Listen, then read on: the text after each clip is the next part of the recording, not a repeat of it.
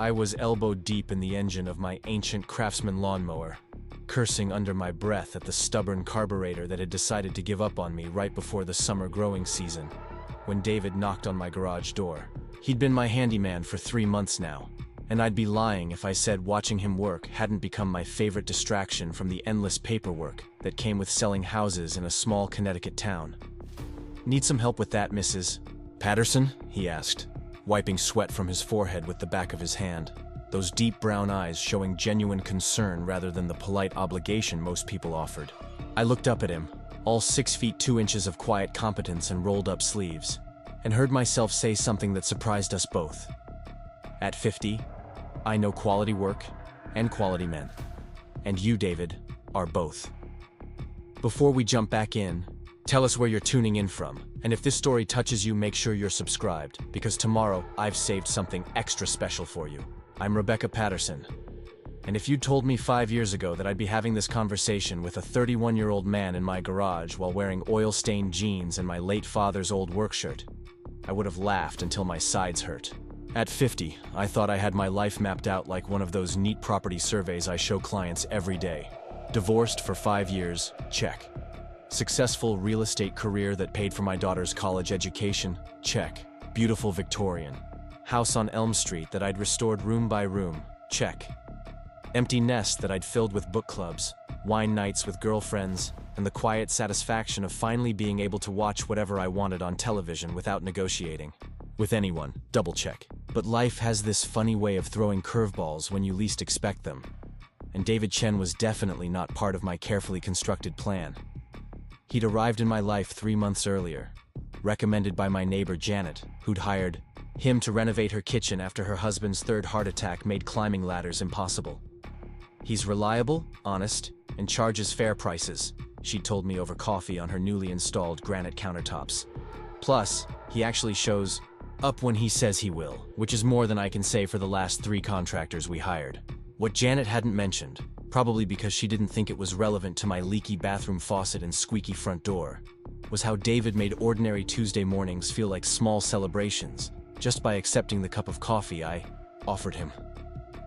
She didn't mention how he noticed things without being asked, like the loose board on my back deck that I'd been meaning to fix for 2 years, or how he'd gently suggest improvements that would make my life easier rather than just more expensive. I'd been hiring handymen and contractors since my divorce, and most of them fell into predictable categories.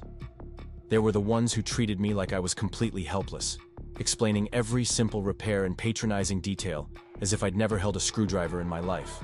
Then there were the ones who clearly thought a divorced woman living alone was either desperate for male attention or completely incompetent with anything requiring tools. A few had been perfectly professional, but utterly forgettable, the kind of people who did adequate work and left me feeling like I'd completed a business transaction rather than improved my home. David was different from the moment he walked through my front door. Work boots respectfully wiped on the mat, tool bag organized with the kind of precision that spoke to someone who took pride in his craft.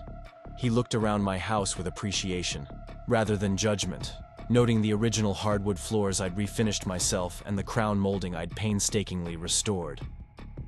"You've done beautiful work here," he'd said, running his hand along the banister I'd spent 3 weekends sanding and staining. "These old houses have so much character when they're treated right. Most contractors would have launched into a sales pitch about everything that needed to be updated or replaced." David asked questions about what I loved about the house and what frustrated me, listening to my answers with the kind of attention that made me feel heard rather than hustled. When I showed him the bathroom faucet that had been dripping for weeks, he didn't just fix the immediate problem.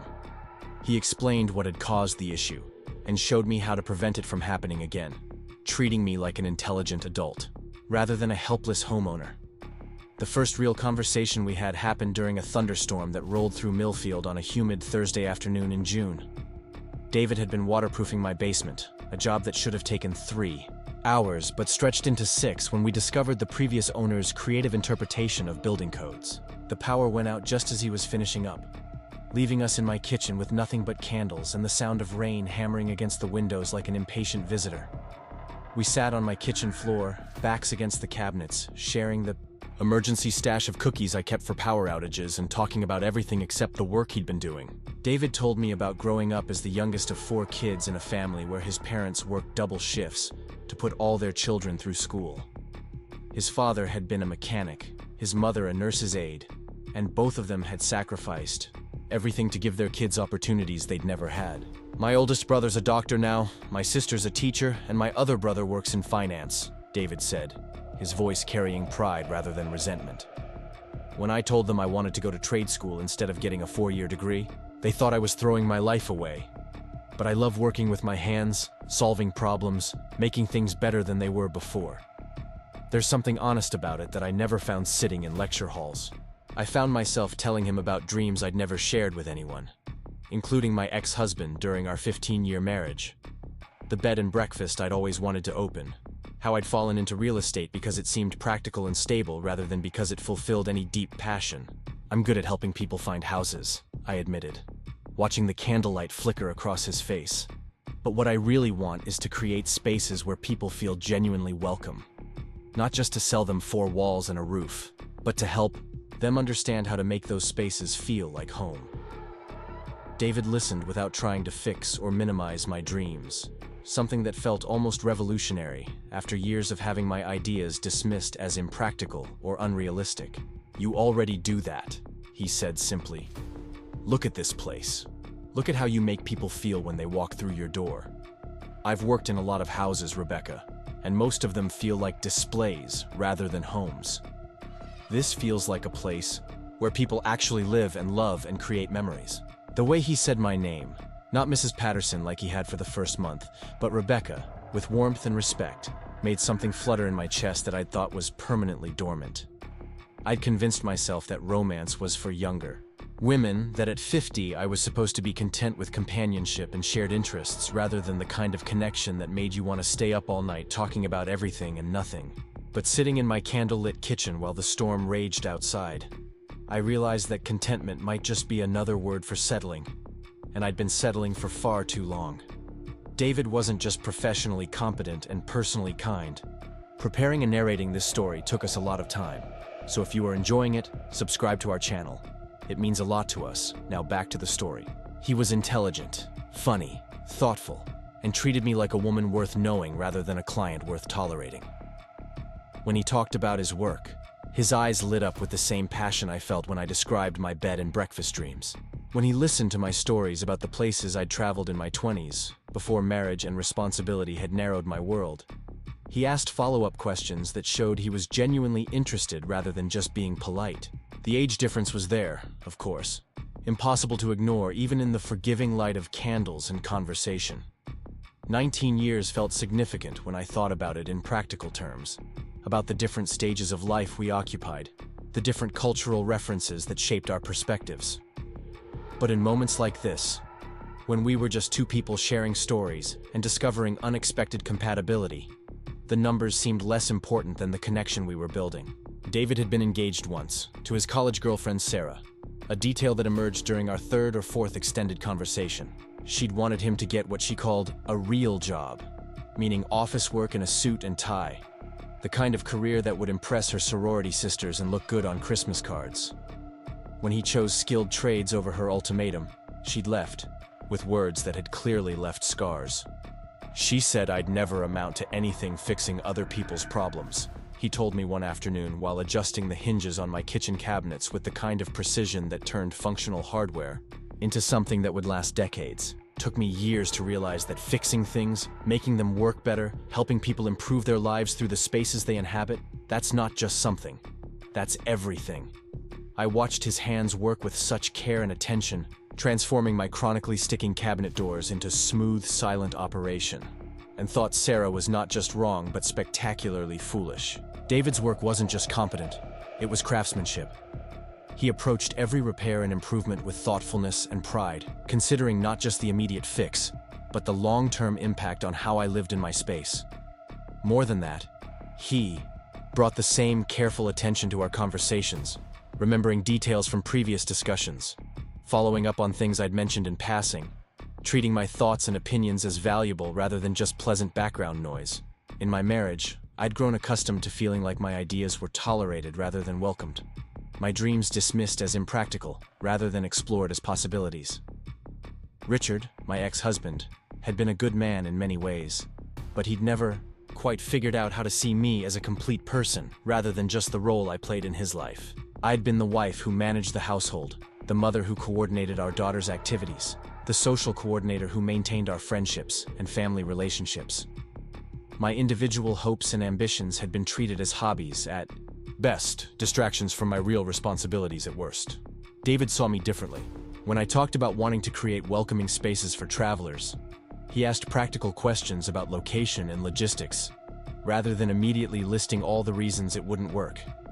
When I mentioned my interest in sustainable tourism and supporting local artisans, he suggested ways to incorporate those values into the renovation work he was doing on my house.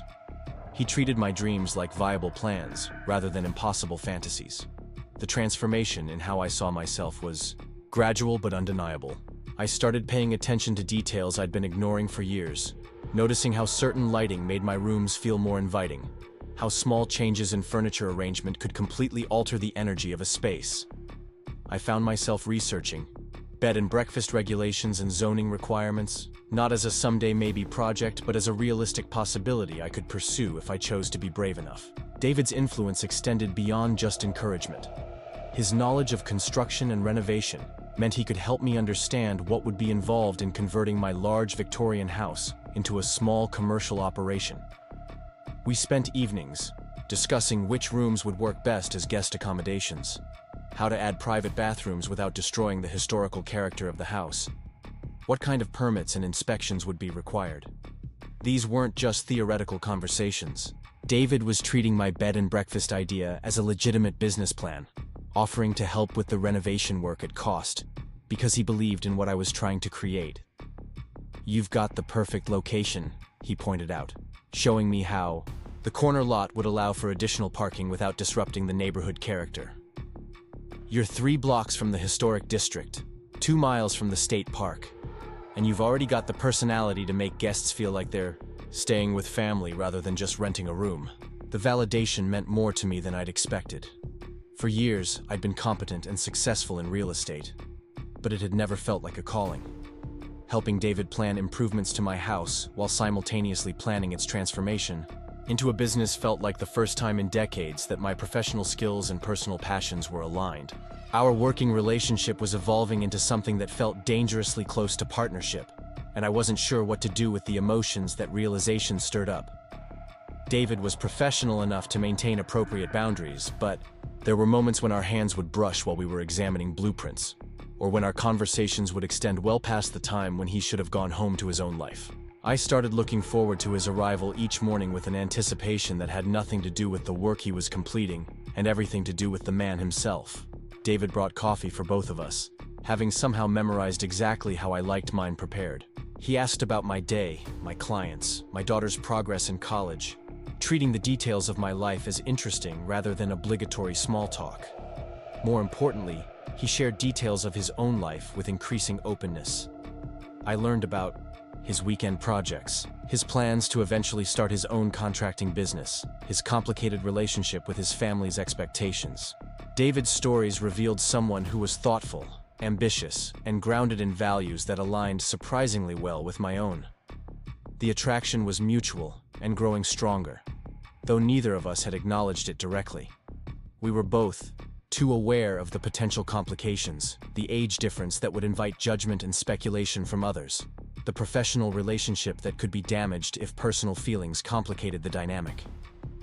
But the connection was becoming impossible to ignore, built on genuine compatibility rather than just physical chemistry or convenient timing. I caught myself paying more attention to my appearance on mornings when David was scheduled to work, choosing clothes that were practical for showing houses, but also flattering, making sure my hair looked intentional rather than hastily arranged. These weren't dramatic changes, just small acknowledgments that I cared about how he saw me, that I wanted to be attractive to him, even if I wasn't ready to admit that desire out loud. David seemed to be experiencing similar awareness. He started staying later to finish projects that could easily have been completed the next day, finding reasons to linger over final details and quality checks. Our conversations became longer and more personal, moving from friendly professional interaction to something that felt increasingly intimate without crossing any clear lines. The chemistry between us was building slowly but undeniably, creating a tension that was both exciting and terrifying. At 50, I'd assumed that kind of anticipation was behind me, that I'd settled into a phase of life where companionship and comfort were more realistic goals than passion and possibility. David was making me reconsider everything I thought I knew about what I wanted and what I deserved. The whispers started on a Tuesday morning in late July, right around the time Mrs. Henderson from 2 houses down noticed David's truck parked in my driveway for the 3rd evening in a row. I was coming back from showing a colonial on Maple Street when I saw her standing at her mailbox, though the mail had already been delivered hours earlier. She gave me that tight smile that women of a certain age perfect when they're dying to ask intrusive questions, but know they shouldn't. By Thursday, the speculation had reached my book club, where Linda Morrison brought it up with all the subtlety of a freight train during our discussion of this month's romance novel. "Speaking of May-December relationships," she said, setting down her wine glass with theatrical precision, "I couldn't help but notice that handsome young man has been spending quite a bit of time at your place, Rebecca. Is he working on some major renovation project?" The way she emphasized working made it clear she suspected David and I were engaged in activities that had nothing to do with home improvement. The other women looked at me with expressions ranging from curiosity to concern, and I felt heat rise in my cheeks that had nothing to do with the wine or the warm evening air circulating through Janet's screened porch. "David's been helping me plan some updates to the house," I said, which was technically true even if it didn't capture the full complexity of our relationship. "He's incredibly skilled, and I trust his judgment about what improvements would be most worthwhile." "Oh, I'm sure his skills are very impressive," Linda replied with a knowing look that made me want to dump my book club selection over her perfectly styled gray hair. "It's just that people are talking, you know, about the age difference, about how often he's there. Some folks are concerned that you might be, well, vulnerable to someone who could take advantage of your situation." The implication that I was either too naive or too desperate to recognize manipulation when I saw it stung more than I expected. I'd built a successful career by reading people accurately, by understanding motivations and recognizing when someone was trying to deceive me. The suggestion that I'd suddenly become foolish about men just because I'd reached middle age felt both insulting and deeply unfair. "David has never been anything but professional and respectful," I said, my voice sharper than I'd intended. "And I'm perfectly capable of managing my own relationships, both business and personal, without a committee of neighbors offering their opinions." The conversation moved on to safer topics after that, but the damage was done. I spent the rest of the evening wondering if my growing feelings for David were obvious to everyone, if our careful dance around attraction had been less subtle than I'd thought. More troubling was the realization that part of me cared what people thought, even though I'd always prided myself on being independent and self-directed. The gossip followed me to the grocery store, where Martha from the bank made pointed comments about women of a certain age making fools of themselves, while we waited in line at the deli counter. It shadowed me through the post office, where the clerk who'd known me for 15 years suddenly seemed eager to discuss the interesting changes happening in the neighborhood. Even my hairdresser, usually discreet about client confidentiality, couldn't resist asking if the rumors about my handyman were true. Each comment felt like a small cut, not because I was ashamed of my feelings for David, but because the gossip reduced our connection to something tawdry and predictable. The people speculating about us had no idea about our conversations, our shared dreams, the genuine respect and affection that was growing between us. They saw only the surface details, the age gap and the professional relationship, and filled in the blanks with assumptions that diminished both of us. The worst part was how the speculation began to affect my interactions with David. I found myself second-guessing gestures that had felt natural before, wondering if my offer of lunch seemed inappropriate, or if my interest in his weekend plans appeared overly personal. The easy comfort we developed was being replaced by self-consciousness, and I resented the intrusion of other people's judgments into something that had felt pure and genuine. David seemed to sense the change in my behavior, though he was too polite to ask about it directly. He continued to arrive each morning with coffee and conversation, but there was a new carefulness in how he positioned himself when we reviewed project plans, a subtle increase in the physical distance he maintained during our discussions. I wondered if someone had spoken to him directly, or if he was simply picking up on the shift in my energy. The tension came to a head on a sweltering Friday afternoon when David was replacing the weather stripping around my front door. I'd been inside organizing real estate files, grateful for the air conditioning and the excuse to avoid the curious stares of neighbors who seemed to be finding unusual numbers of reasons to walk past my house. When I brought David a glass of iced tea, I found him in conversation with Sandra Phillips, my next-door neighbor, and the unofficial information hub of Elm Street. Sandra was wearing her usual armor of concern and helpfulness, but I could see the calculation in her eyes as she sized up the situation. "Rebecca," she said with false brightness, "I was just telling David how much we've all enjoyed having him work in the neighborhood. He's certainly made quite an impression." The subtext was clear. Sandra was fishing for information while simultaneously making it known that David's presence had been noted and discussed. I felt protective anger rise in my chest, not just for myself but for David, who was being subjected to scrutiny and speculation that had nothing to do with the quality of his work or the content of his character. "David has been wonderful," I said firmly, moving to stand beside him in a gesture that was probably more possessive than I'd intended. "He's professional, skilled, and trustworthy. Any homeowner would be lucky to have him." Sandra's smile became even more artificial. "Oh, I'm sure he is. It's just that some people have been wondering about the nature of your relationship. You know how small towns can be. People care about you, Rebecca, and they want to make sure you're not being taken advantage of. A young man like David, well, he might see opportunities with a successful woman like yourself." The implication that David was a gold digger was so absurd that I almost laughed.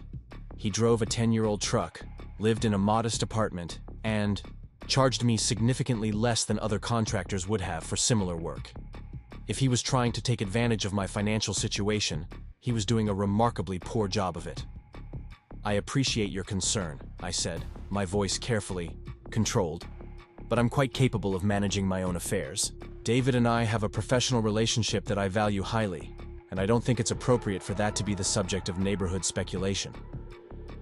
David had remained silent during this exchange, but I could see the tension in his shoulders, the careful neutrality he was maintaining in the face of Sandra's pointed questions. After she left with promises to keep an eye out for my well-being, he continued working on the door with focused intensity that suggested he was using the physical task to process his emotions. "I'm sorry about that," I said, when the weather stripping project was complete and we were alone on my front porch. "People in small towns can be intrusive, especially when they think they're being helpful." David packed his tools with methodical precision before responding.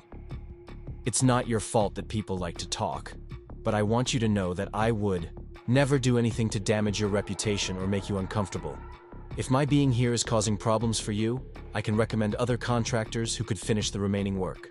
The offer was made with such careful courtesy that it took me a moment to realize he was essentially offering to remove himself from my life, to protect me from gossip.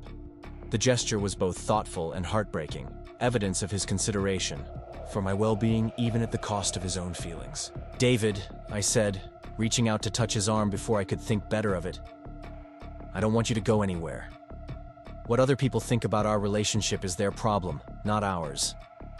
You've become important to me, both professionally and personally, and I'm not willing to give that up because some neighbors have too much time on their hands." He looked at me with an expression I couldn't quite read, something between relief and uncertainty. "Are you sure? Because once people start talking, they don't usually stop. And the age thing, Rebecca, that's always going to be something people comment on." "Let them comment," I said with more confidence than I felt. "I'm 50 years old, and I've earned the right to make my own choices about who I spend time with. If those choices don't fit other people's expectations, that's their limitation, not mine." David smiled then, the first genuinely relaxed expression I'd seen from him all week. "You know what I admire most about you? You don't apologize for taking up space in the world. You don't make yourself smaller to make other people more comfortable. That's rarer than you might think." His words hit something deep inside me, a recognition of strength I'd forgotten I possessed.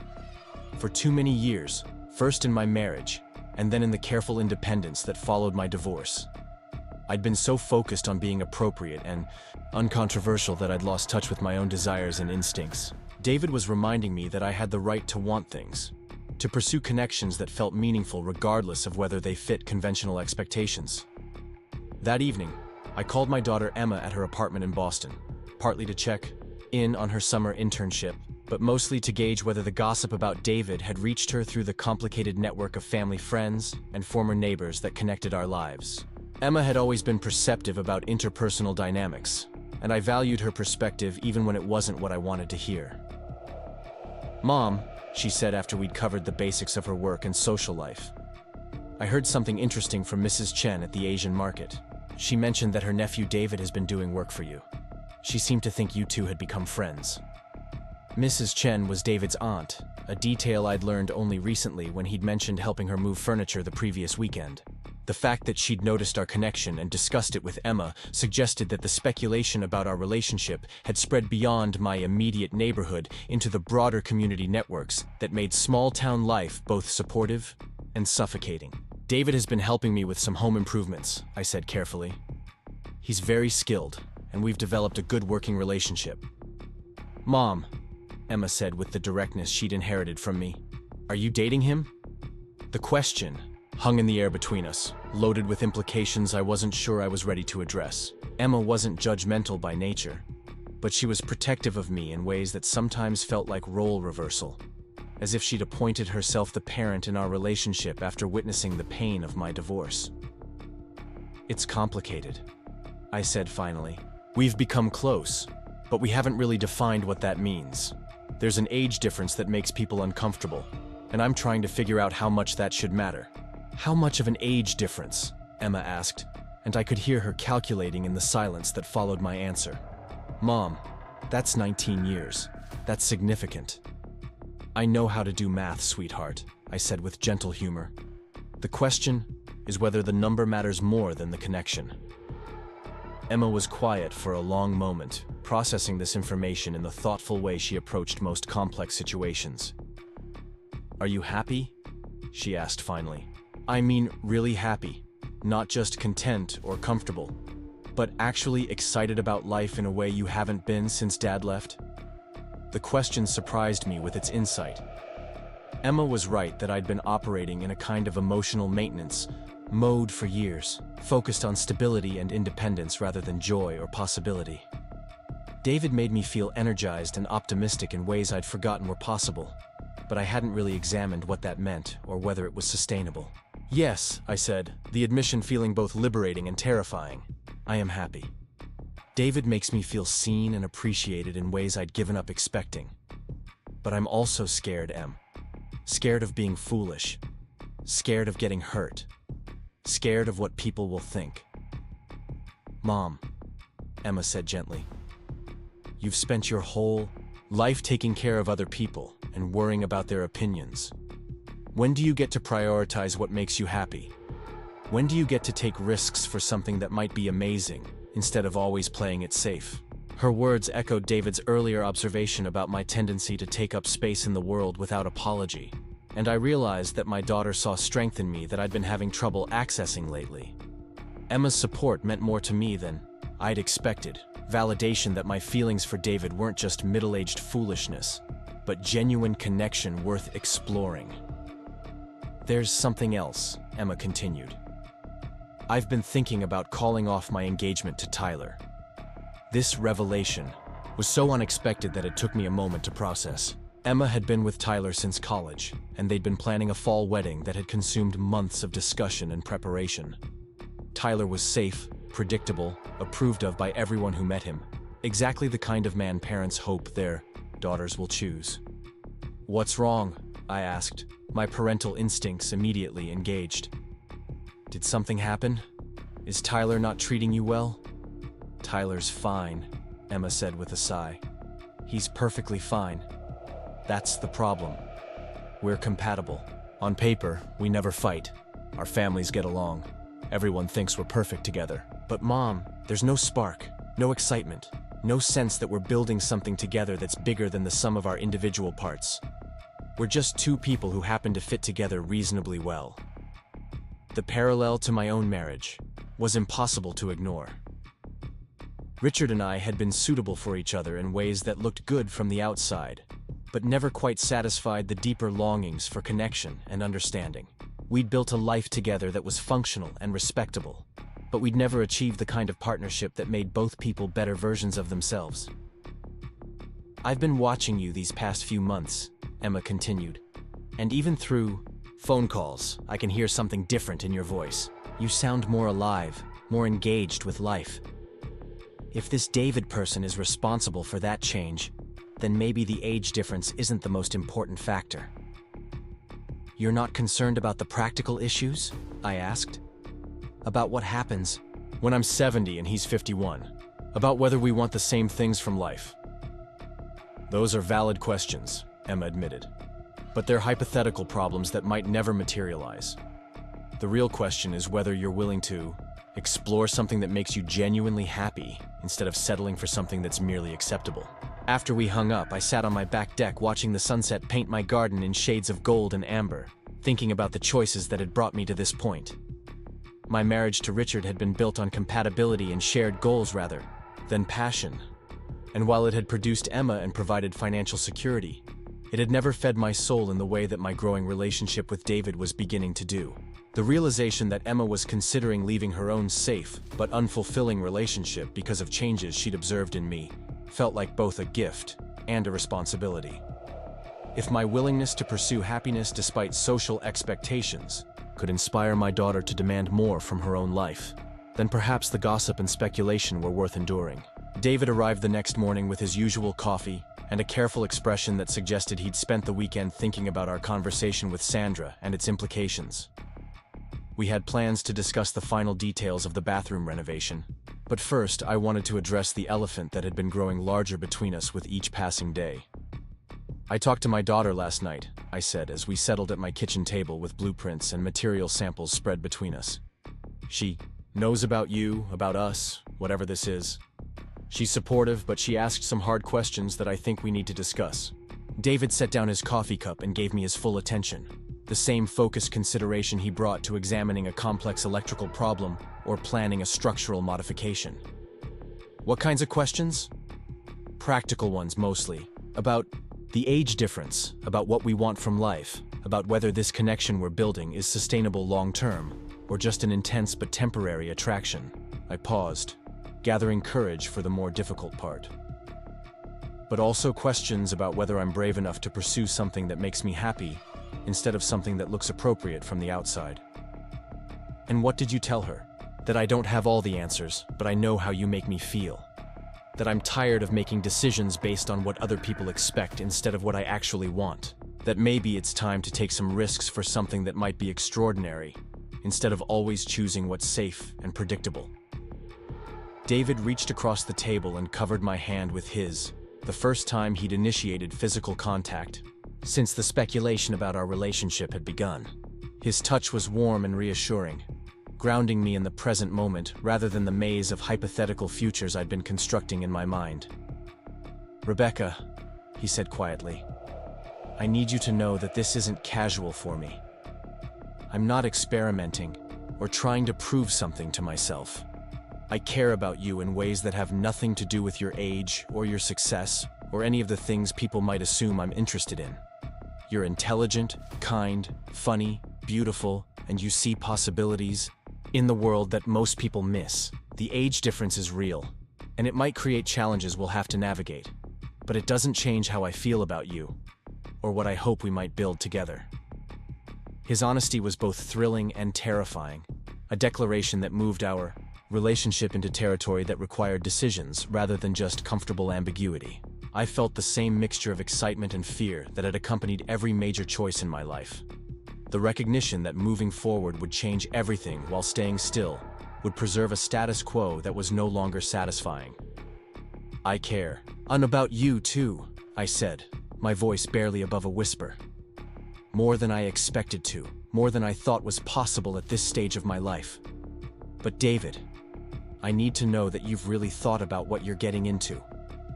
I'm not just older than you. I'm in a completely different phase of life.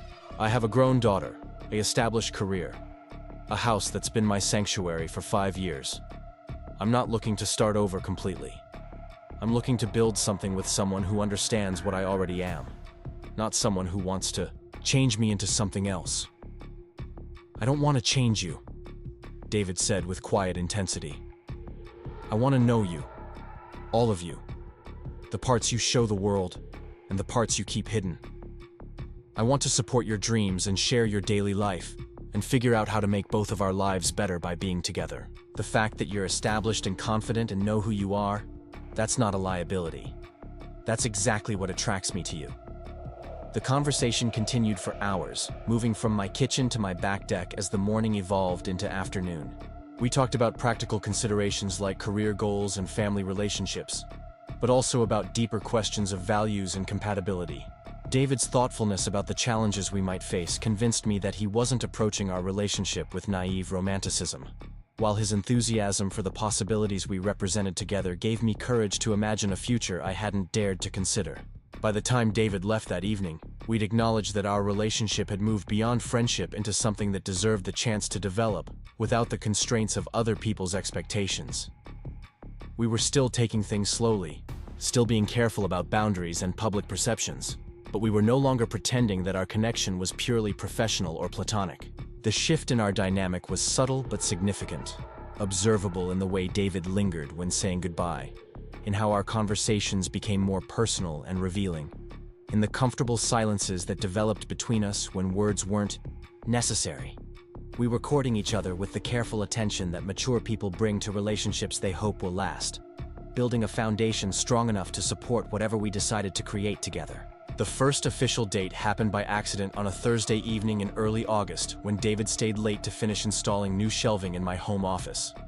We'd been working side by side for hours, me organizing files while he measured and drilled with the methodical precision that characterized all his work. The afternoon had stretched into evening without either of us noticing, and when David finally stepped back to admire the completed shelves, we realized it was nearly 8 o'clock and neither of us had eaten dinner. "There's a new Italian place on Main Street," I said, suddenly feeling bold enough to suggest what felt like a momentous step forward. "Would you like to get dinner? I mean, as a thank you for all the extra work you've been putting in here?" David's smile was answer enough, but he said yes anyway, and 20 minutes later, we were sitting across from each other at a small table in Romano's, surrounded by the warm lighting and gentle murmur of conversation that made everything feel intimate and special.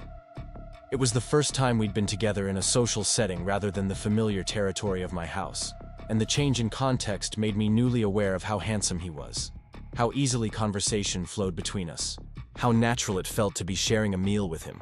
The evening revealed new layers of compatibility I hadn't expected. David was well-read and curious about the world, asking thoughtful questions about places I'd traveled and books I'd enjoyed. He told stories about his work that were funny and insightful, revealing not just his technical skills but his ability to read people and navigate complex personalities. When he mentioned his plans to eventually start his own contracting business, I found myself offering practical advice about business licenses and marketing strategies, drawing on my experience in real estate to help him think through the challenges he'd face. "You know," David said over dessert, "I've been thinking about specializing in historic preservation and restoration. There's something appealing about bringing old buildings back to their original beauty while updating them for modern living. It requires a different skill set than new construction, but the results can be so much more meaningful." His vision aligned perfectly with my own dreams of converting my Victorian house into a bed and breakfast, and we spent the rest of the evening discussing how historic preservation could be both environmentally responsible and economically viable. David's knowledge of period architecture and traditional building techniques, combined with his understanding of contemporary materials and methods, made him exactly the kind of contractor I'd need for my own project. Walking back to our cars after dinner, David took my hand with a gentleness that made my heart skip in ways I'd forgotten were possible. The simple gesture felt both natural and revolutionary, a public acknowledgement of the connection we'd been building in private. Main Street was quiet except for a few couples strolling after dinner, and I realized that this was what dating looked like at 50, more sophisticated and intentional than the frantic romance of my 20s, but no less exciting. "Thank you for dinner," David said when we reached my car, his hand still holding mine. "And thank you for treating this like what it is instead of pretending it's something else." "What is it?" I asked, needing to hear him define what we were becoming. "The beginning of something I hope will be important to both of us," he said, simply. And then he kissed me, soft and brief but unmistakably romantic, a promise of intimacy to come rather than a culmination of passion. Driving home, I felt like a teenager who just experienced her first real kiss, giddy with possibility and terrified by the depth of my own feelings. At 50, I'd assumed that kind of emotional intensity was behind me, that mature relationships were built on companionship and shared interests, rather than the heart-racing excitement of new romance. David was proving me wrong in the most wonderful way, making me feel desired and desirable in ways that had nothing to do with desperation or settling. The next morning brought our first real test when David arrived for work to find my ex-husband. Richard's BMW parked in my driveway. Richard had texted the night before, asking to stop by to discuss some financial details related to Emma's college expenses. But seeing his car next to David's truck created an awkward juxtaposition that made me anxious about the conversation to come. Richard was waiting on my front porch, dressed in the expensive casual clothes that had always been his weekend uniform, checking his phone with the impatient energy that characterized most of his interactions with the world. He looked up when David and I approached from our respective vehicles, his expression shifting from mild annoyance to sharp curiosity as he took in the dynamic between us. "Rebecca," Richard said, standing to greet me with the formal politeness we'd developed since our divorce. "I hope I'm not interrupting anything important." The emphasis on important suggested he'd already made assumptions about David's presence and my priorities, the same dismissive attitude toward my choices that had contributed to the end of our marriage. I felt protective anger rise in my chest, both for myself and for David, who was being subjected to Richard's scrutiny without having done anything to deserve it. "Richard, this is David Chen," I said, making the introduction with careful neutrality. "David's been helping me with some home improvements. David, this is Richard, Emma's father." The two men shook hands with the polite wariness that characterized most encounters between a woman's current and former romantic interests, though technically David and I hadn't officially defined our relationship in those terms yet. Richard's assessment of David was obvious and unflattering, taking in the work clothes and tool belt with the kind of classist judgment that had always been one of his least attractive qualities. "Nice to meet you," Richard said with false warmth. "Rebecca's always been good about maintaining the house. Smart investment, keeping up with repairs and improvements." The implication that David was merely hired help rather than someone I might have personal feelings for was clearly intentional, designed to establish a hierarchy that put Richard in the position of someone who understood my life, while David was relegated to the role of service provider. I saw David's jaw tighten slightly, but his response was diplomatically neutral. "Mrs. Patterson has excellent instincts about what improvements will enhance both the functionality and value of the property," David said, using my formal name, in a way that maintained appropriate professional boundaries while refusing to be diminished by Richard's condescension. Richard's smile became more genuine at this confirmation that David knew his place in what Richard assumed was a purely business relationship. "Well, I won't keep you from your work," he said to David with dismissive courtesy. "Rebecca, shall we discuss those college expenses inside?" The conversation about Emma's tuition and living expenses was straightforward and brief, but Richard lingered afterward with the kind of casual possessiveness that suggested he still considered himself entitled to opinions about my personal life. He walked through my house commenting on the improvements David had made, praising the quality of the work while making it clear he was surprised that a local handyman could achieve such professional results. "He seems competent," Richard said when we were alone in my kitchen, his tone suggesting this was generous praise. "Though I hope you're being careful about costs. These local contractors can sometimes take advantage of single women, especially if they think you don't understand construction." The assumption that I was incapable of managing my own business relationships was infuriating, particularly coming from someone who'd left me for a woman young enough to be his daughter. Richard's concern for my financial welfare felt hypocritical, given that he'd been perfectly willing to damage my economic security when it served his own interests during our divorce. "David's prices are very reasonable," I said coolly, "and his work is exceptional. I'm quite satisfied with our arrangement."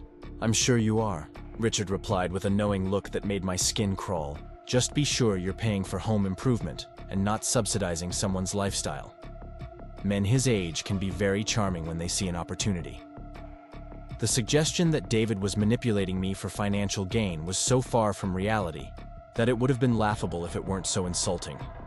David consistently charged me less than his quoted rates, often including extra work without additional fees, and had never shown any interest in my financial situation beyond ensuring that his services fit within my budget. "I think I'm capable of recognizing when someone is taking advantage of me," I said with icy politeness. After all, I had 15 years of practice during our marriage. Richard had the grace to look embarrassed at this reference to his own behavior, but he recovered quickly with the smooth deflection that had always been his response to uncomfortable truths. "I'm just looking out for your best interests, Rebecca. You've always been trusting, sometimes to a fault." After Richard left, I found David in my garage, ostensibly organizing his tools, but clearly processing the encounter with my ex-husband. His movements had the controlled precision that suggested he was working through strong emotions, and I could see the tension in his shoulders despite his attempts to appear unaffected by Richard's casual dismissal. "I'm sorry about that," I said, closing the garage door behind me to ensure our conversation would be private. Richard can be condescending, especially when he feels threatened or confused by situations he doesn't understand. David looked up from the toolbox he'd been rearranging with unnecessary thoroughness. "Does he have reason to feel threatened?" The question was asked quietly, but I could hear the deeper inquiry beneath it. David was asking whether Richard still had some claim on my emotional life, whether our rekindled relationship might complicate whatever was developing between us. The concern was legitimate given how many divorced couples maintained complicated ongoing connections that could interfere with new relationships. "Not romantically," I said firmly. Richard lost any claim on my emotional life when he decided our marriage was less important than his midlife crisis. We maintain a civil relationship because of Emma, but that's the extent of our connection. "What about the other things he said? About local contractors taking advantage of single women? About men my age being charming when they see opportunities?" The hurt in David's voice was subtle, but unmistakable, evidence that Richard's casual cruelty had found its mark, despite David's attempts to maintain professional dignity. I realized that the age difference that made me vulnerable to accusations of foolishness made David vulnerable to assumptions about his motives, creating different but equally painful forms of judgment. "David," I said, moving closer to him, "Richard's opinions say more about his own character than yours. He's a man who betrayed his wife's trust for personal gratification, so he assumes other men operate from the same selfish motivations. The fact that you're nothing like him is exactly why his assessment is worthless. But the age thing, Rebecca, he's not wrong that men my age sometimes target older women who are financially stable. How do I prove that's not what this is?" "You don't have to prove anything," I said, reaching out to touch his arm. "Your actions speak for themselves. You've been honest, respectful, and generous with your time and expertise. You've listened to my dreams and supported my goals without asking for anything in return, except my company and conversation. Anyone who knows us can see that this relationship is built on genuine connection, not opportunism." David set down the wrench he'd been holding and turned to face me fully. "I need you to know that I would never take advantage of your kindness or your trust. My feelings for you have nothing to do with your financial situation or your professional success. I care about you because of who you are, not what you have." "I know that," I said softly. "Just like I hope you know that my interest in you has nothing to do with trying to recapture my youth or prove something about my attractiveness. I care about you because you're intelligent, thoughtful, skilled, and kind. Because you see possibilities where other people see problems. Because you make me feel appreciated for who I am, rather than what role I play in someone else's life." The conversation continued as we walked back into the house, both of us needing to address the insecurities that Richard's visit had stirred up. David talked about his own concerns about being perceived as a gold digger or opportunist, while I shared my fears about being seen as a desperate older woman clinging to inappropriate romance. By acknowledging these vulnerabilities openly, we were able to distinguish between external judgments and our own authentic feelings. The incident with Richard had an unexpected positive effect on our relationship, forcing us to articulate what we meant to each other in ways we might have avoided if left to develop naturally.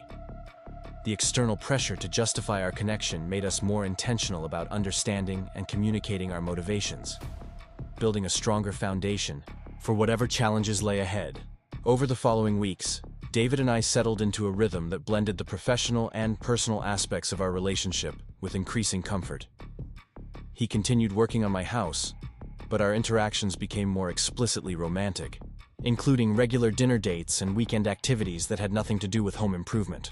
We attended an outdoor concert in the town park, browsed the farmers market on Saturday mornings, and spent long evenings on my back deck talking about everything from local politics to travel dreams. The more time we spent together, the more obvious it became that our compatibility extended far beyond initial attraction or convenient timing. David's thoughtfulness and emotional intelligence complemented my organization and practical skills in ways that made both of us more effective. When I mentioned struggling with a difficult client who couldn't decide between two properties, David offered insights about the psychological aspects of major decisions that helped me develop a more patient and successful approach. When he talked about the challenges of pricing his services competitively while maintaining quality standards, I shared strategies from real estate that helped him think more strategically about his business model. Our conversations revealed shared values around work ethic, family relationships, and community involvement that created a sense of partnership extending beyond romantic attraction. David volunteered with a local organization that provided home repairs for elderly residents on fixed incomes, while I served on the planning committee for the annual Historical Society fundraiser. We discovered that we both prioritized authenticity over appearances, meaningful work over financial maximization, and genuine connection over social status. The physical aspect of our relationship developed slowly and naturally, progressing from hand-holding to longer embraces to the kind of kissing that left me breathless and giddy. David was patient and attentive, never pushing for more intimacy than I was ready to offer, but making it clear through his responses that he found me attractive and desirable. The combination of emotional connection and physical chemistry was intoxicating, reminding me of feelings I'd thought were lost to youth and naivety. One evening in late August, as we sat on my front porch watching the sunset paint the sky in shades of coral and gold, David brought up the subject that had been hovering between us for weeks. "Rebecca," he said, his voice careful but determined, "I think we need to talk about what we're doing here, about whether this is a relationship we want to pursue seriously or just something we're enjoying in the moment." The question was fair and necessary, but it still made my heart race with anxiety about the future and excitement about possibilities. We'd been dancing around the commitment conversation for weeks, both of us aware that our connection was deepening, but neither ready to rush into declarations or decisions that might complicate the natural development of our bond. "What do you want it to be?" I asked, deflecting the question while I gathered courage for honesty. "I want it to be real," David said simply. "I want us to stop pretending this is casual or temporary and acknowledge that we're building something important together. I want to introduce you to my family as my girlfriend, not just as a client I've become friends with. I want to plan trips together and think about the future in terms of what we might accomplish as a team, rather than what each of us might achieve separately." His directness was both thrilling and terrifying, a clear invitation to step fully into the relationship we'd been approaching cautiously for months. The practical part of my mind immediately began cataloging all the challenges we'd face, from social judgment to family reactions to the logistics of blending our different life stages. But the emotional part of my heart, the part that had been dormant for years, responded with unqualified enthusiasm to the possibility of genuine partnership with someone who saw and appreciated all aspects of who I was. "I want that too," I said, the admission feeling both natural and revolutionary. "I want to stop qualifying our relationship to other people and start celebrating what we have together. I want to explore where this connection might lead us without constantly second-guessing whether it's appropriate or sustainable." David reached for my hand, intertwining our fingers with the gentle possessiveness that had become familiar and comforting over the past months. "So, we're doing this? We're officially dating, age difference and gossip and all the complications that come with it?" "We're doing this," I confirmed, feeling a surge of courage and determination that surprised me with its intensity. "We're going to figure out how to make this work, and we're going to do it together." The decision to fully commit to exploring our relationship marked a turning point that was both subtle and significant.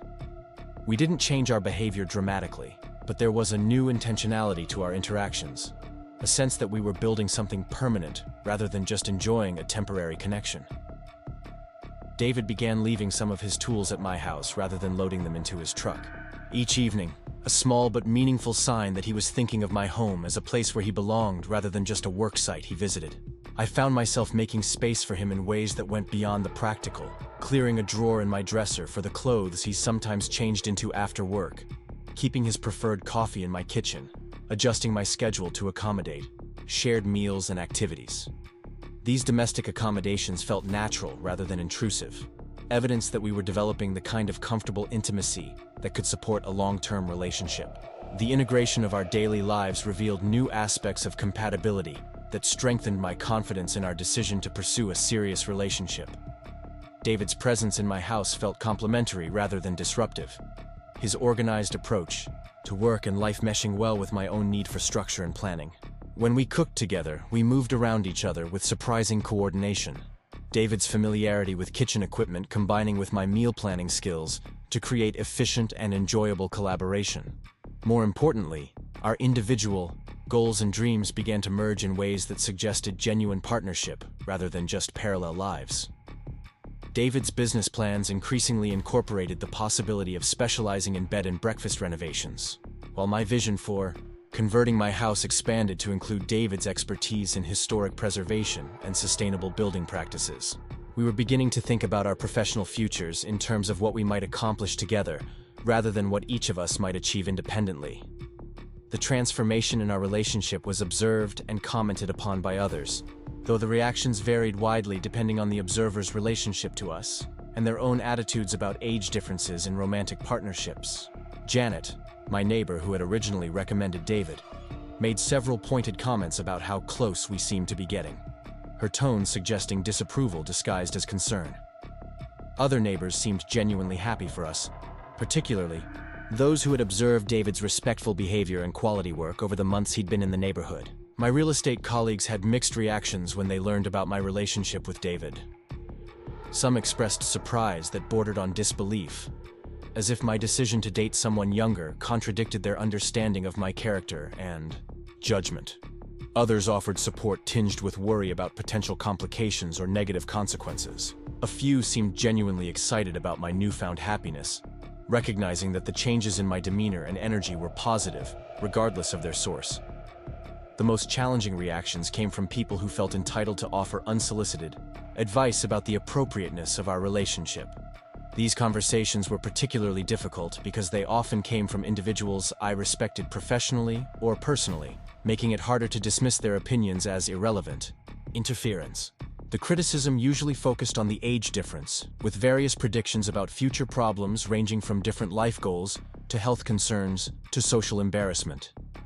Defending our relationship required developing new skills in boundary setting and conflict resolution that I hadn't needed since my divorce. I learned to respond to invasive questions with polite but firm redirections, to distinguish between genuine concern and idle curiosity, and to maintain confidence in my own judgment despite external pressure to conform to others' expectations.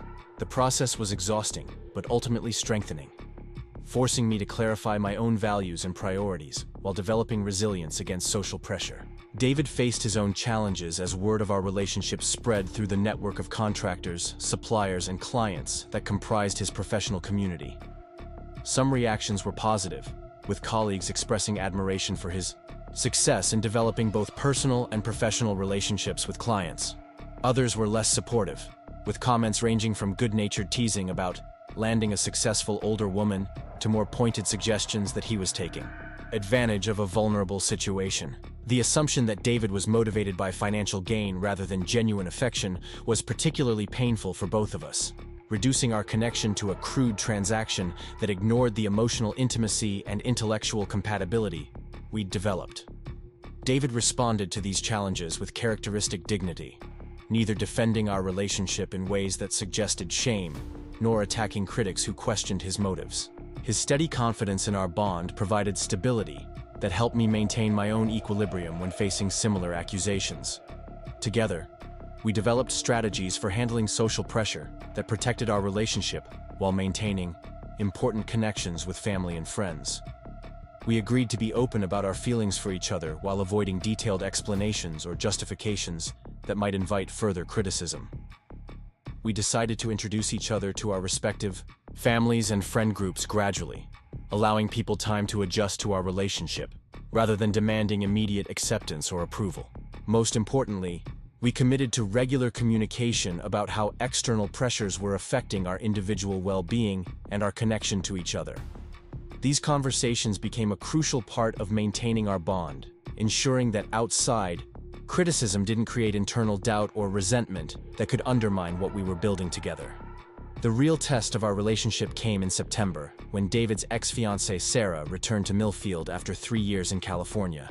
I first learned about her presence when I overheard two women discussing it at the coffee shop on Main Street, their voices carrying that particular mixture of excitement and concern that accompanied any potentially dramatic development in our small town's social landscape.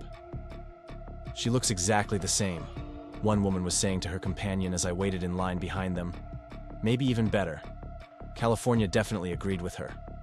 I heard she's some kind of marketing executive now, making serious money. Do you think she knows about David and that real estate woman?" the other replied, lowering her voice slightly, but not enough to prevent my overhearing.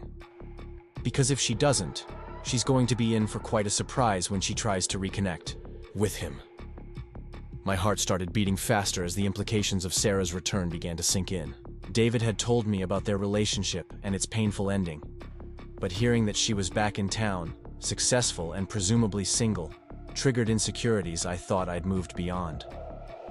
The rational part of my mind knew that David had chosen to be with me despite having other options, but the emotional part couldn't help wondering whether seeing Sarah again might make him reconsider what he'd given up. I managed to order my coffee without betraying my anxiety, but the drive home gave me too much time to imagine scenarios where Sarah's return would complicate or threaten what David and I had built together. By the time I reached my house, I'd constructed elaborate fantasies about Sarah attempting to win David back, armed with youth, beauty, and professional success that would make her seem like a more appropriate choice than a 50-year-old divorced real estate agent. David arrived for work that afternoon with his usual cheerful greeting and coffee offering, apparently unaware that his ex-fiancée had returned to town. I debated whether to mention what I'd overheard, finally deciding that honesty was essential to maintaining the trust we'd developed over our months together. "I heard something interesting at the coffee shop today," I said, as we reviewed plans for the final phase of my kitchen renovation. "Apparently Sarah is back in town. I thought you should know, in case you haven't heard." David's expression shifted from surprise to something more complex, a mixture of curiosity and apprehension that suggested Sarah's return was significant news, rather than merely interesting information. He set down the cabinet hardware he'd been examining and gave me his full attention, the same focused consideration he brought to solving difficult problems. "I hadn't heard," he said quietly. "Do you know why she's back? Is it permanent or just a visit?" "I don't know the details," I admitted. The women talking about it seemed to think she'd moved back for work, but I could have misunderstood. David was quiet for a long moment, processing this development and its potential implications for our relationship. I could see him thinking through the complications that Sarah's presence might create, the inevitable encounters in a town where avoiding someone permanently was nearly impossible. "How do you feel about it?" I asked, needing to understand his emotional response to news of his ex-fiancée's return. "Honestly? Nervous," David said with the kind of candor that had become characteristic of our relationship. "Not because I have romantic feelings for Sarah anymore, but because her being here is going to create situations that might be uncomfortable for both of us. She left town angry, and she's probably going to have opinions about my life choices that she'll feel entitled to express." "What kind of opinions?" David sighed, running his hand through his hair in the gesture I'd learned indicated he was working through complex emotions. "Sarah always thought I was settling for less than I deserved by choosing skilled trades over professional careers. She's going to see my relationship with you as confirmation that I've limited my options, that I'm dating an older woman because I can't attract someone my own age with similar education and ambitions." The possibility that Sarah would view our relationship as evidence of David's failure rather than his success stung more than I'd expected. I'd grown comfortable with the idea that some people might disapprove of our age difference, but I hadn't considered that David's romantic history might be used to diminish both of us in ways that attacked our individual worth as well as our compatibility. "And what do you think?" I asked, needing reassurance that David's own perspective hadn't been shaken by contemplating Sarah's potential judgment. "I think Sarah never understood what actually makes me happy," David said firmly. "She was so focused on external markers of success that she missed the things that give life meaning. You see and appreciate aspects of who I am that she never bothered to notice. Our relationship is built on understanding and respect that I never had with her, regardless of how compatible we might have looked on paper." His words provided the reassurance I needed, but they couldn't eliminate the anxiety I felt about the inevitable complications that Sarah's presence would create. Small towns didn't offer many opportunities for avoiding people you preferred not to encounter, and I knew that David and I would eventually find ourselves in social situations where interactions with Sarah would be unavoidable. The first encounter happened sooner than expected at the farmer's market the following Saturday morning. David and I had developed a routine of browsing the vendors together, buying fresh produce and locally made goods while enjoying the relaxed, social atmosphere that characterized weekend mornings in Millfield. We were examining heirloom tomatoes at Martha's vegetable stand when I noticed a striking blonde woman approaching with purposeful determination. Sarah was indeed as beautiful as the coffee shop gossips had suggested, with the kind of polished appearance that spoke to professional success and careful attention to personal presentation. She was dressed casually but expensively, her California tan and confident posture making her stand out among the more modestly groomed residents of our small Connecticut town. "David," she said when she reached us, her smile bright and seemingly genuine. "I was hoping I'd run into you. It's so good to see you again." David's response was polite but cautious, accepting Sarah's embrace with the kind of careful neutrality that suggested he was uncertain about her motivations. "Sarah, I heard you were back in town. How have you been?" "Wonderful," Sarah replied, her eyes taking inventory of David's appearance with obvious approval. "California was amazing, but I missed the East Coast. I took a position with a marketing firm in Hartford, so I'm back permanently." Her gaze shifted to me with curiosity that was probably genuine but felt calculating given the context of their shared history. I could see her assessing my age, my appearance, my relationship to David with the kind of professional evaluation she probably brought to business situations. "This is Rebecca Patterson," David said, his introduction careful but warm. "Rebecca, this is Sarah Mitchell, my former fiancée." The emphasis on former was subtle but unmistakable, a gentle but clear indication that David wanted to establish appropriate boundaries from the beginning of what was likely to be an ongoing social relationship. Sarah's smile remained bright, but I caught a flicker of surprise that suggested she hadn't expected David to be involved with someone new, particularly someone who didn't fit whatever profile she'd imagined for his romantic interests. "It's nice to meet you," Sarah said, extending her hand with professional courtesy. "Are you from Millfield originally?" The question seemed innocent enough, but I sensed that Sarah was gathering information that would help her understand the dynamics of David's current life. I responded with equal politeness, while being careful not to reveal more personal details than seemed appropriate for a casual social encounter. "I've lived here for about 10 years, I said. "I work in real estate, mostly helping people find homes in the historic district." "How interesting," Sarah replied, though her tone suggested she found real estate considerably less fascinating than she was pretending. "And how do you two know each other?" The question was natural enough, but it put David and me in the position of defining our relationship for someone whose opinion carried emotional weight, despite no longer having romantic relevance. David handled it with characteristic straightforwardness.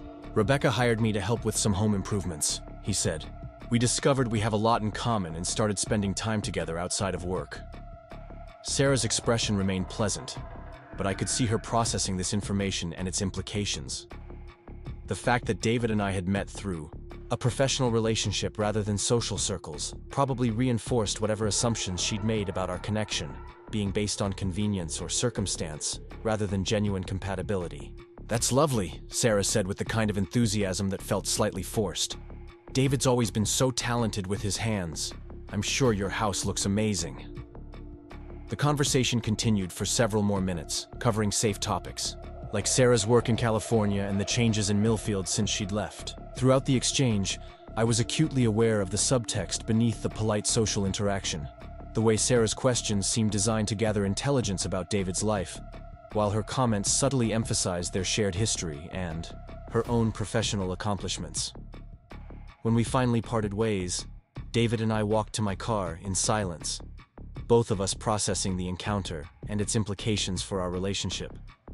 I could see that David was troubled by something beyond the simple awkwardness of running into an ex-partner, though he seemed reluctant to discuss his concerns immediately. "That went better than I expected," I said finally, hoping to open a conversation about what had just happened. "Did it?" David asked, his tone suggesting he'd observed dynamics that I might have missed. "Because I got the impression that Sarah has some definite opinions about our relationship that she's planning to share at some point." "What makes you think that?" David was quiet for a moment, organizing his thoughts before responding. "I know Sarah well enough to recognize when she's in evaluation mode. She was studying you, studying us together, collecting information she'll use to form judgments about what I'm doing with my life. And knowing Sarah, those judgments won't stay private for long." His prediction proved accurate when Sarah called him 2 days later, ostensibly to catch up on old times, but actually to express her concerns about his relationship with me. David shared the conversation with me that evening, recognizing that Sarah's opinions would affect both of us regardless of whether we chose to take them seriously. "She thinks you're taking advantage of me," David said as we sat on my back deck, his voice carrying a mixture of anger and hurt that made my heart ache for him. "She suggested that older women sometimes target younger men who remind them of their lost youth, and that I might not recognize manipulation because I'm too trusting." The accusation was so contrary to the reality of our relationship that it would have been laughable if it weren't so painful. I'd been careful from the beginning to ensure that our professional and personal relationships remained separate, never using my position as David's client to pressure him into social contact or romantic involvement. If anything, I'd been the one trying to maintain appropriate boundaries, while David had been the one pursuing deeper connection. "What did you tell her?" I asked, though I could see from David's expression that he'd defended our relationship in ways that had probably ended the conversation badly. "I told her that she doesn't know you, doesn't understand our relationship, and doesn't have any right to offer opinions about my personal life," David said. I also pointed out that her concerns about age differences and power dynamics are pretty rich coming from someone who left me because I wouldn't change careers to meet her social expectations. The confrontation with Sarah had clearly been painful for David, forcing him to choose between loyalty to our relationship and maintaining peace with someone who had once been important to him. I felt guilty that my presence in his life had created this conflict, even though I recognized that Sarah's behavior was driven by her own issues rather than legitimate concerns about David's well-being. "I'm sorry she put you in that position," I said, reaching out to take his hand. "I know it must be difficult to have someone you cared about disapprove of choices that make you happy." "It is difficult," David admitted. "But it's also clarifying. Sarah's reaction is showing me how much I've changed since we were together. How much better I understand what I actually want from life and from relationships. The things she values, the lifestyle she thinks I should aspire to. They're not what make me happy anymore." Over the following weeks, Sarah made several attempts to reconnect with David, suggesting coffee meetings and social activities that seemed designed to remind him of what they'd shared while highlighting the differences between their current lifestyles. David declined most of these invitations, but the constant pressure was wearing on him in ways that affected our relationship, despite his best efforts to compartmentalize the situation. The stress came to a head during the annual Millfield Harvest Festival, a community celebration that brought together residents from across the town for food, music, and various seasonal activities. David and I had planned to attend together, looking forward to the first major social event where we'd appear publicly as a couple without the pretense of professional collaboration. Sarah was also at the festival, moving through the crowd with the kind of social confidence that made her the center of attention wherever she stopped to talk with old friends and acquaintances. I watched her work the event like a networking opportunity, re-establishing connections and positioning herself as someone who'd returned home successful and available. The confrontation I'd been dreading finally occurred near the beer tent, where Sarah approached David and me with several mutual friends in tow. The group dynamic made private conversation impossible, but it also provided an audience for whatever Sarah had planned to accomplish. "David," Sarah said with the bright enthusiasm she'd maintained since her return, "I've been telling everyone about your incredible success with your contracting business. You've really found your niche with historic restoration work." The compliment seemed genuine, but I could sense an agenda beneath the praise. Sarah was establishing David's professional competence while simultaneously setting up some larger points she wanted to make about his life choices. "Rebecca's been a great client," David replied carefully, acknowledging our business relationship, while being careful not to reveal more personal details than seemed appropriate for the social setting. "I'm sure she has," Sarah said, her smile becoming slightly more pointed. "It must be so satisfying to work with someone who really appreciates craftsmanship and attention to detail. There's something special about older clients who understand quality and aren't always trying to rush through projects or cut corners." The emphasis on older clients was subtle but unmistakable, designed to highlight my age while seeming to offer a compliment. I felt heat rise in my cheeks as I realized that Sarah was using our public setting to make points about our relationship that she couldn't make privately without seeming overtly hostile. "Rebecca has excellent taste and clear vision about what she wants to accomplish," David said, his voice carrying a warning that Sarah seemed determined to ignore. "Of course she does," Sarah replied smoothly. "Mature women always know exactly what they want, don't they? There's no uncertainty or game playing, just clear communication about expectations and boundaries." The conversation continued in this vein for several more minutes, with Sarah making comments that seemed supportive on the surface but carried implicit criticism about age differences and relationship dynamics. The audience of mutual friends seemed largely oblivious to the subtext, but I could see that David was becoming increasingly angry at Sarah's passive-aggressive approach to expressing her disapproval. The situation reached a breaking point when Sarah suggested that David and I join her for dinner the following weekend, ostensibly to celebrate old friendships, but actually to create a social situation where she could continue her campaign of subtle undermining. David's refusal was polite but firm, making it clear that he had no interest in facilitating Sarah's agenda. "That's too bad," Sarah said, with disappointment that seemed genuine despite the manipulative context. "I was hoping we could all be friends, but I understand that some relationships require careful handling to avoid complications." The implication that our relationship was too fragile or inappropriate to withstand normal social interaction was the final straw for David's patience. "Sarah," he said quietly but clearly, "I need you to stop making comments about my personal life.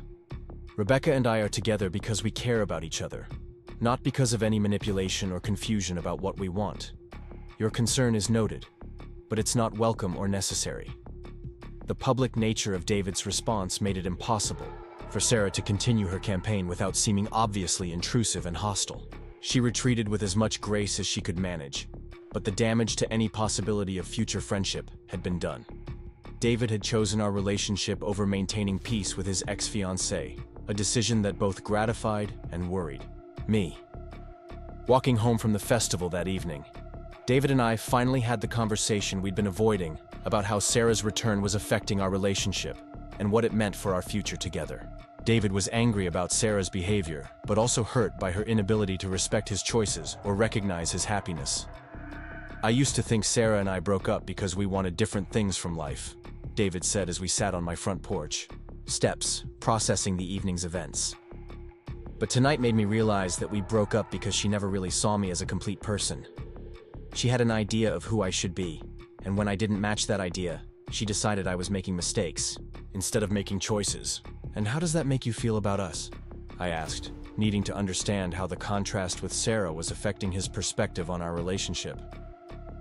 "It makes me grateful," David said simply. "You see who I actually am and appreciate that person instead of trying to change me into someone else. You support my goals instead of dismissing them as insufficient. You treat our age difference as just one aspect of who we are, rather than as evidence that something's wrong with our judgment." The conversation continued late into the evening, covering everything from our individual experiences, with Sarah's return to our shared hopes for how our relationship might develop, despite external pressures. By the time David left that night, we'd reached a new level of understanding about our commitment to each other and our willingness to weather challenges together. The weeks following the Harvest Festival brought a gradual reduction in the social pressure we'd been experiencing since Sarah's return. Her attempts to interfere in our relationship had been public enough that other community members began to recognize her behavior as inappropriate rather than concerned, shifting social opinion in our favor. David's clear defense of our relationship had also established boundaries that made future interference more difficult to justify. More importantly, the crisis had strengthened our bond by forcing us to articulate what we meant to each other and why our relationship was worth defending. The external pressure had revealed that our connection was strong enough to withstand serious challenges, giving us confidence that we could handle whatever future obstacles might arise. In November, David officially moved into my house, a decision that represented both practical convenience and emotional commitment. His lease was expiring, and the amount of time he was spending at my place made maintaining a separate residence seem unnecessarily complicated and expensive. The transition was surprisingly smooth, with David's belongings fitting into my spaces without crowding or disruption. The domestic integration revealed new levels of compatibility that strengthened my conviction that our relationship had long-term potential. David's organizational skills and practical approach to household management complemented my planning abilities and attention to detail, creating a more efficient and pleasant living environment for both of us. We developed routines around cooking, cleaning, and maintaining the house that felt natural rather than negotiated, evidence that our partnership extended beyond romantic attraction into genuine life compatibility. More significantly, living together allowed us to begin seriously planning the bed and breakfast conversion we'd been discussing for months. David's expertise in historic preservation and sustainable building practices, combined with my knowledge of hospitality and local tourism, created a business plan that was both financially viable and personally fulfilling. We spent winter evenings researching permits and regulations, designing guest rooms and common spaces, and calculating the costs and timeline for the renovation work required. The bed and breakfast project gave our relationship a shared goal that extended beyond our individual happiness into something we could create together for the benefit of others. The prospect of welcoming travelers to our carefully restored Victorian house, providing them with comfortable accommodations and genuine hospitality, felt like a meaningful way to combine our different skills and interests into something larger than either of us could accomplish alone. By Christmas, David and I had been officially together for 6 months, and the transformation in both our lives was remarkable. I felt more energetic and optimistic than I had in years, excited about future possibilities in ways that had nothing to do with recapturing youth and everything to do with discovering new aspects of myself through partnership with someone who appreciated and supported my dreams. David had gained confidence in his business abilities and begun developing a reputation for excellence in historic preservation work that was bringing him clients from beyond our immediate area. Our relationship had given him a laboratory for perfecting his skills while also providing emotional support for the challenges of entrepreneurship. Most importantly, we'd proven to ourselves and our community that relationships built on genuine compatibility and mutual respect could transcend conventional expectations about age, career, and social status. Our love story wasn't about defying social norms for the sake of rebellion, but about choosing happiness and partnership over conformity and isolation.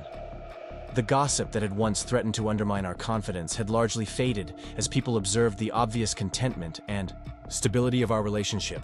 Even former critics had to acknowledge that David and I brought out the best in each other, creating something together that enhanced both our individual lives and our contribution to the community. On New Year's Eve, as David and I stood on my front porch watching fireworks over Millfield's historic district, I reflected on the unexpected journey that had brought us together.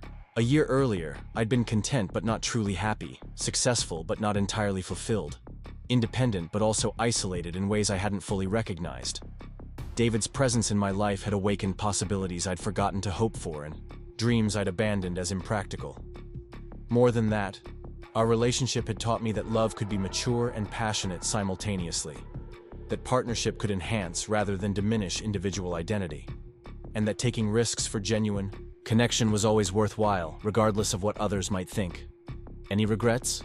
David asked as the last fireworks faded and we prepared to go inside to warmth and privacy. Only that it took me 50 years to find you, I replied, meaning every word despite the cheesiness of the sentiment.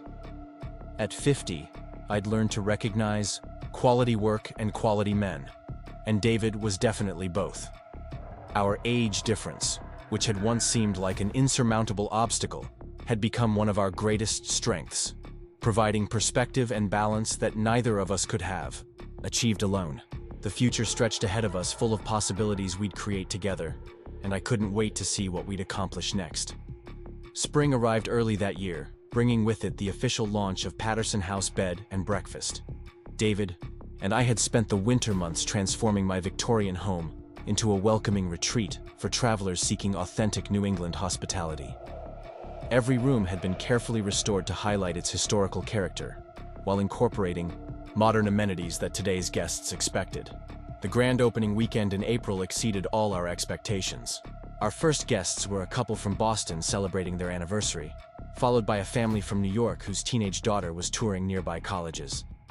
Each group brought different needs and expectations, challenging us to demonstrate the flexibility and attention to detail that would determine whether our business venture would succeed or fail.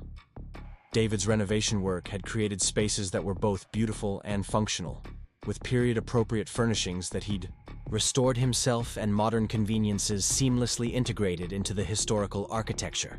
My hospitality skills, honed through years of making clients feel comfortable during stressful real estate transactions, translated perfectly to helping guests feel welcomed and cared for during their stays. The breakfast service became our signature offering, featuring local ingredients prepared with recipes I'd developed through months of experimentation.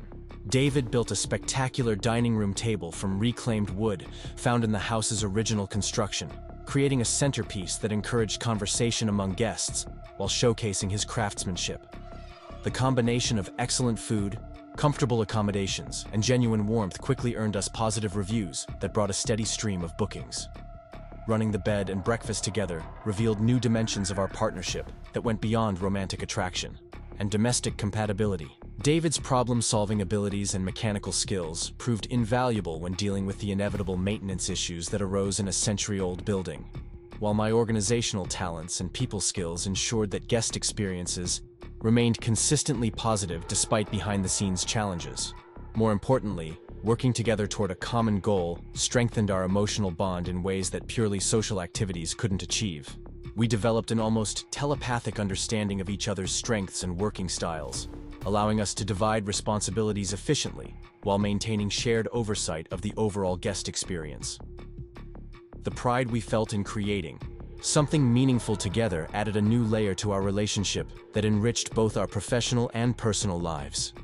The success of Patterson House also provided validation for our relationship in ways that silenced many of our former critics, people who had questioned whether a romance between a 50-year-old woman and a 31-year-old man could be built on anything substantial found it difficult to argue with the evidence of our successful business partnership. The bed and breakfast became proof that our connection was based on genuine compatibility and shared values, rather than temporary attraction or mutual desperation. Emma visited during our second month of operation, finally meeting David in person after months of phone conversations and hearing secondhand reports about our relationship. I'd been nervous about this meeting, knowing that my daughter's approval mattered more to me than the opinions of neighbors or casual acquaintances. Emma's judgment carried weight because she knew me better than anyone else and had witnessed both my strengths and vulnerabilities throughout her life. The visit started awkwardly, with Emma clearly evaluating David's character and motivations while trying to understand what had attracted me to someone so much younger. She observed our interactions with the analytical skills she'd inherited from both her parents, looking for signs of manipulation, financial opportunism, or emotional immaturity that might indicate I was making a mistake. By the third day of her visit, Emma's assessment had shifted dramatically. She watched David handle a plumbing emergency with calm competence while simultaneously managing breakfast service for a full house of guests. She observed our easy collaboration in the kitchen, the way we anticipated each other's needs and supported each other through stressful moments. Most importantly, she saw how David treated me with consistent respect, appreciation, and affection that had nothing to do with public performance or impression management.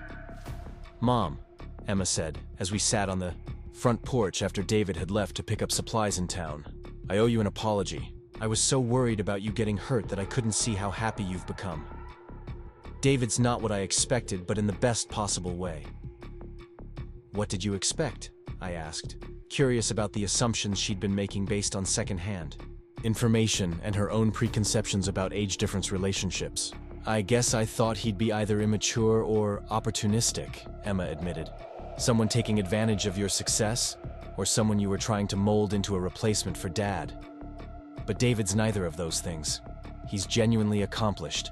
He clearly adores you, and you two work together like you've been partners for years instead of months."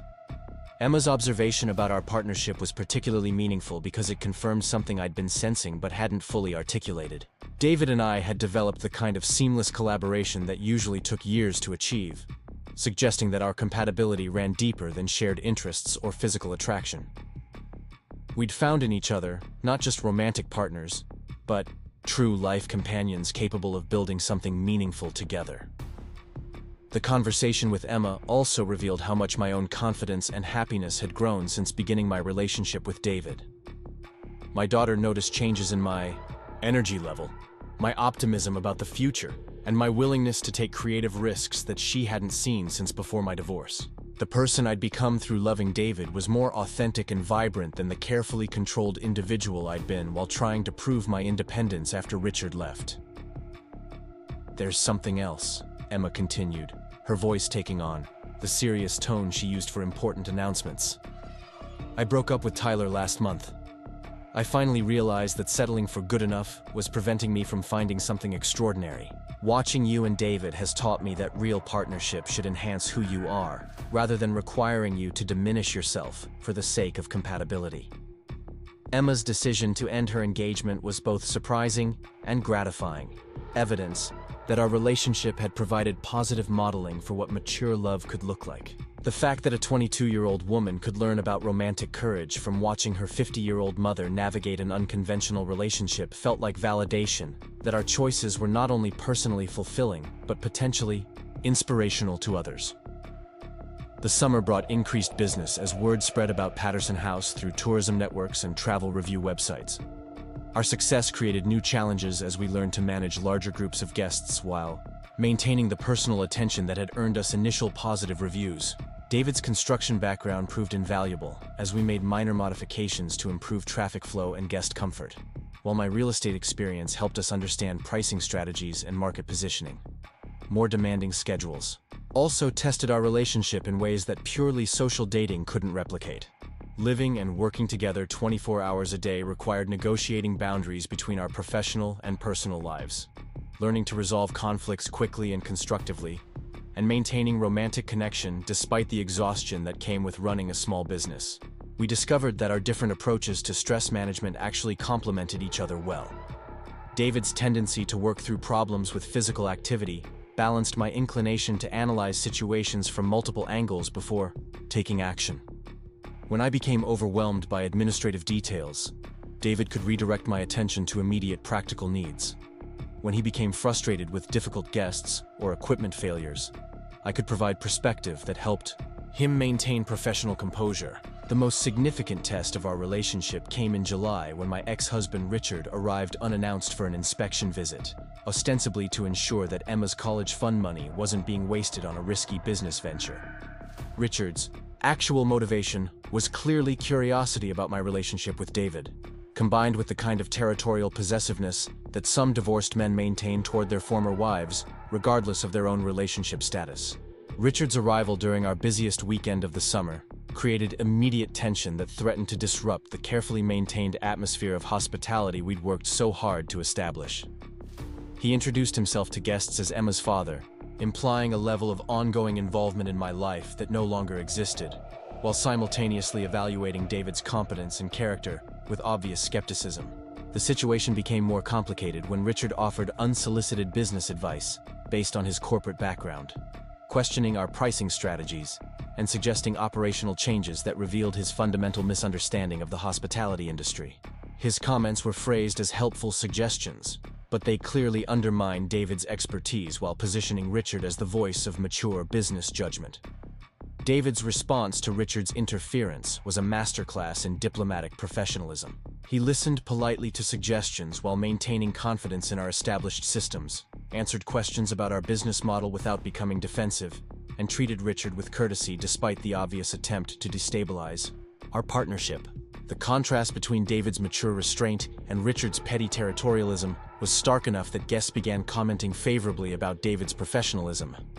The crisis reached its peak when Richard suggested that I was making emotional decisions that compromised sound business judgment, implying that my relationship with David was clouding my analytical abilities. The criticism struck at my deepest insecurities about combining romance with professional partnership, forcing me to defend choices that I'd become completely confident about through months of successful operation. "Richard," I said quietly but firmly, "this business has exceeded all our projected benchmarks for occupancy, revenue, and guest satisfaction. David's expertise in historic preservation and hospitality management has been essential to that success. I appreciate your concern about Emma's inheritance, but your assessment of our business model is based on incomplete information and outdated assumptions." My defense of our partnership was calm but unequivocal, making it clear that I would not tolerate criticism that diminished either David's contributions or my own judgment. The public nature of the conversation meant that Richard couldn't pursue his objections without seeming obviously intrusive and inappropriate, forcing him to retreat with whatever dignity he could salvage. That evening, after Richard had left, and our guests were settled for the night, David and I sat in our private sitting room processing the day's events and their implications for our relationship. The confrontation with Richard had been stressful, but it had also demonstrated that our partnership was strong enough to withstand serious challenges while maintaining the professional standards that our business required. "I'm sorry you had to deal with that," I said, referring not just to Richard's visit, but to the broader pattern of skepticism and interference we'd faced since our relationship began. "I'm not," David replied, surprising me with his response. "Today proved something important. When we're under pressure, we support each other instead of turning on each other.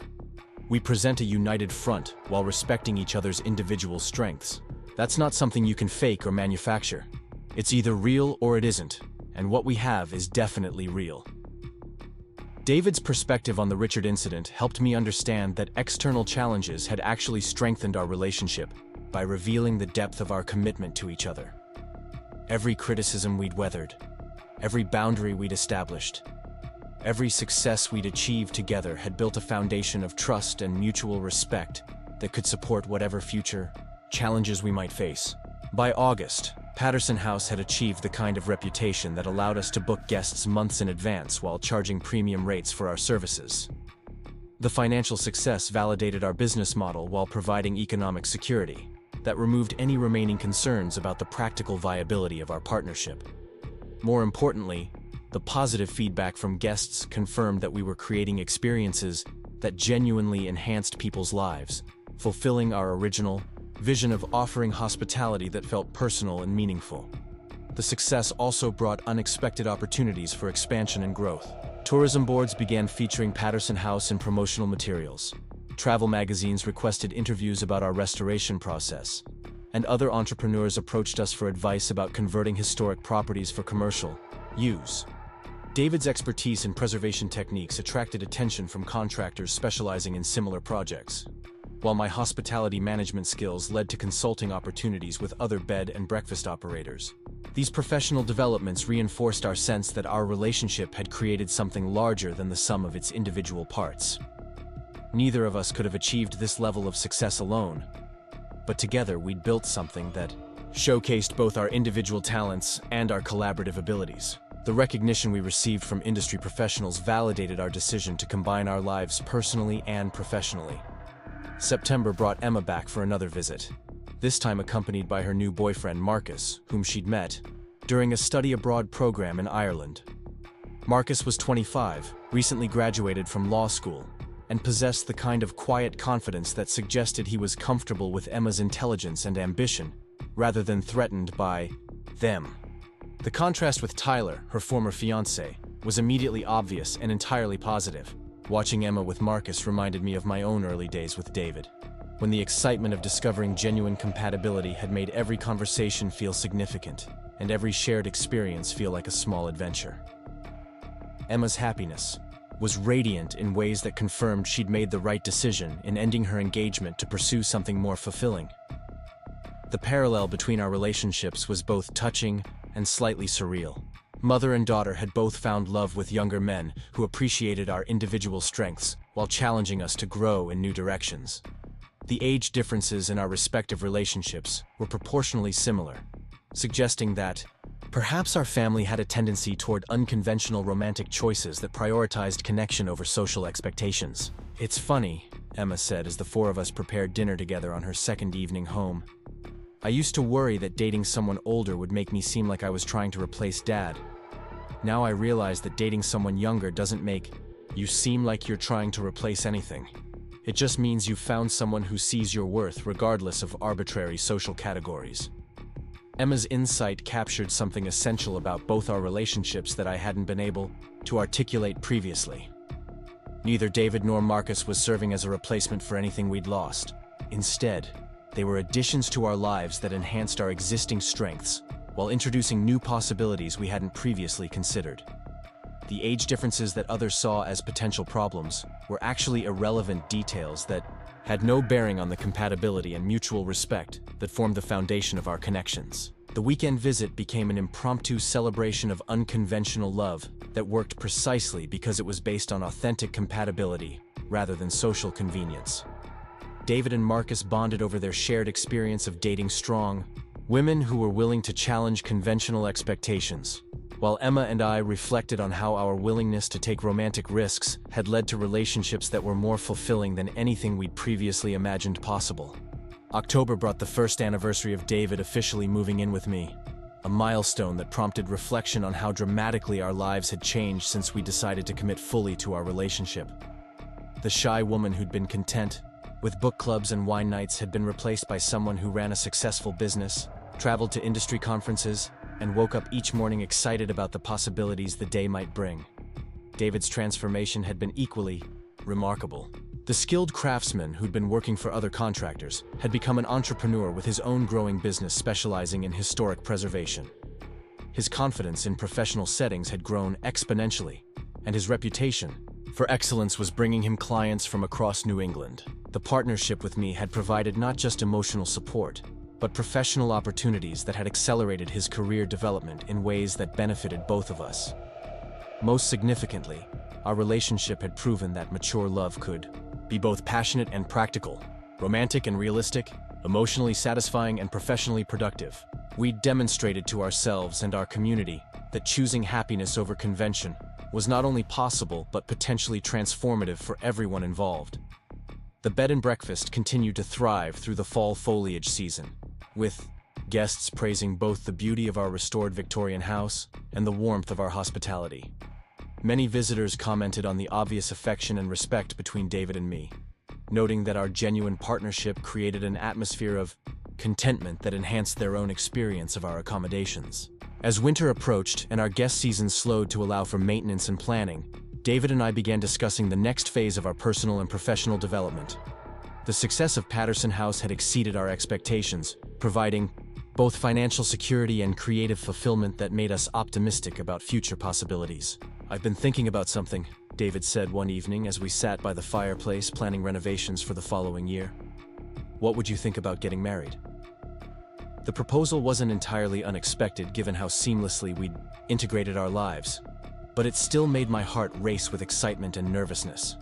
Marriage would formalize a commitment we'd already made in practical terms, while also making a public statement about our intention to build a permanent life together. "Are you sure you want to tie yourself to a 51-year-old woman permanently?" I asked, needing reassurance that David had considered all the implications of such a commitment. "Rebecca," David said, taking my hands in his, "I've never been more certain of anything in my life. You're my best friend, my business partner, my favorite person to talk to at the end of every day. The age difference that worried everyone else has never mattered to me, except to make me grateful that you have the wisdom and experience to appreciate what we've built together." His proposal was followed by the kind of long conversation that had characterized all our major decisions, covering practical considerations like insurance and estate planning, alongside emotional questions about what marriage would mean for our individual identities and shared goals. By the time we went to bed that night, we decided to plan a small ceremony for the following spring, marking both our personal commitment and the second anniversary of Patterson House. The engagement, announcement generated the predictable mixture of congratulations and criticism that had accompanied every milestone in our relationship. Friends and family who'd observed our happiness offered genuine support, while others continued to express concerns about age differences and long-term compatibility.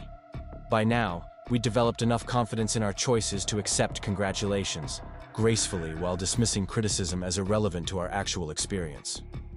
Planning the wedding became another opportunity to demonstrate our collaborative skills and shared values. We chose to hold the ceremony at Patterson House, with David designing and building an arbor from materials salvaged during our renovations, while I coordinated catering and decorations that reflected our commitment to supporting local businesses. The guest list included family, close friends, and several couples who'd stayed with us during our first year of operation and become part of our extended community. Emma served as my maid of honor, a role that felt symbolic of how our relationship had evolved since David entered our lives. My daughter had grown from a concerned observer to an enthusiastic supporter who credited our example with helping her find courage to pursue her own unconventional romantic choices. The wedding became a celebration not just of David's and my commitment to each other, but of the broader principle that authentic love deserved celebration, regardless of how it challenged social expectations. The ceremony itself was intimate and meaningful, with vows that acknowledged both the challenges we'd overcome and the dreams we hoped to achieve together. David's promise to support my ambitions while building something meaningful together moved me to tears, while my commitment to appreciating his talents while growing alongside him reflected the mutual respect that had made our relationship possible. As we danced our first dance as husband and wife in the dining room where we'd served breakfast to hundreds of guests, I reflected on the unexpected journey that had brought us to this moment. A year and a half earlier, I'd been a competent but uninspired real estate agent, going through the motions of a carefully controlled single life.